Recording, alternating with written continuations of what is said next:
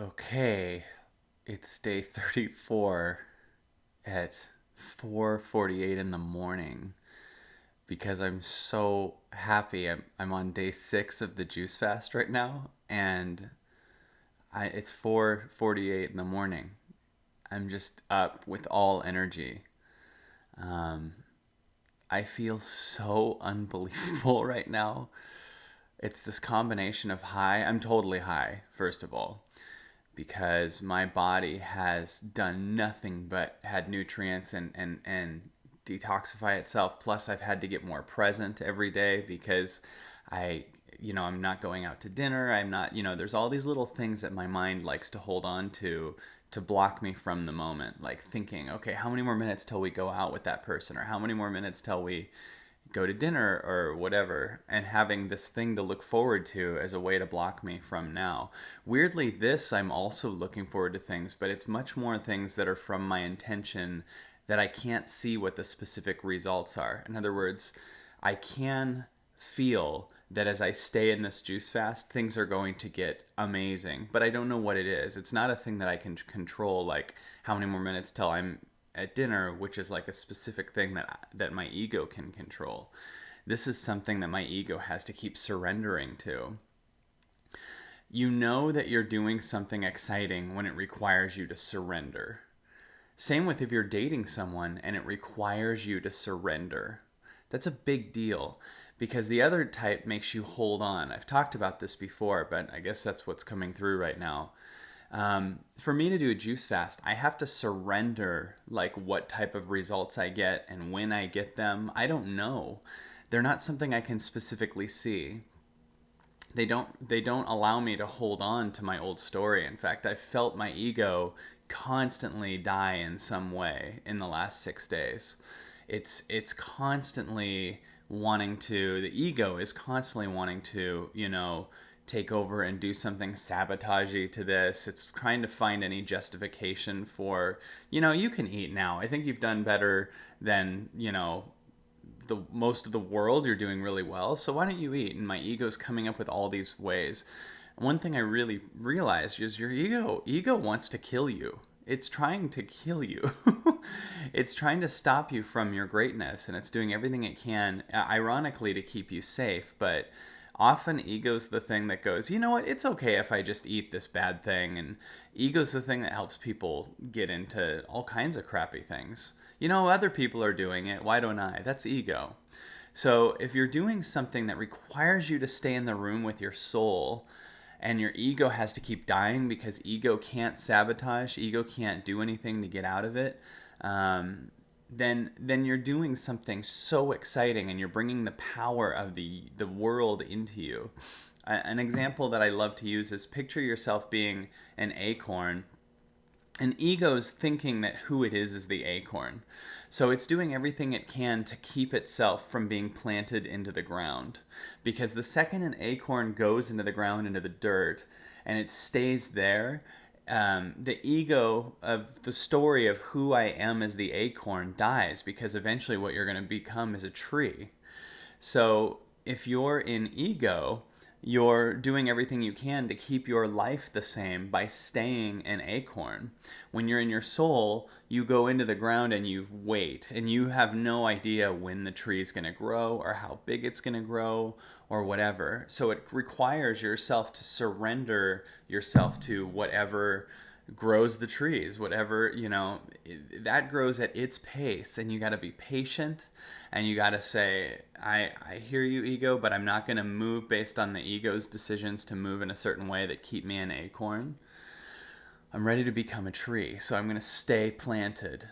And for me, one of my things is staying on this juice fast, staying on the, making a video every day, staying on, the intention, but totally having no connection to the results. So if it's something that requires you to surrender yourself, it's the right thing. That's what the calling is that'll show up in your body. The thing that goes, just go away and go right for a month. Go rent the cabin, go to the, break up with this person. There's something bigger, or ask that person out because they expand you. These are things of the soul. They cause you to surrender. The other type of thing there is are things that cause you to hold on. Like, when you're in a relationship and you're constantly staying small because you're worried you'll offend that person, or you have to hold on to what you feel because if you say what you feel, it'll offend that person. If you're in a job that keeps you in your acorn, it doesn't expand you, then your ego will do everything it can to keep you in the job. So it'll come up with justifications.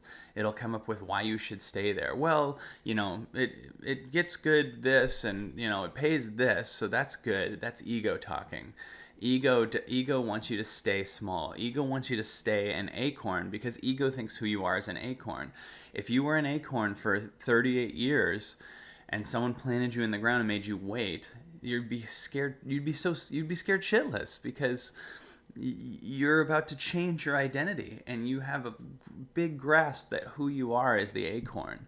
But you're a tree, and an acorn will eventually become a forest because an acorn becomes a tree that grows acorns that become trees, and it can eventually become a forest.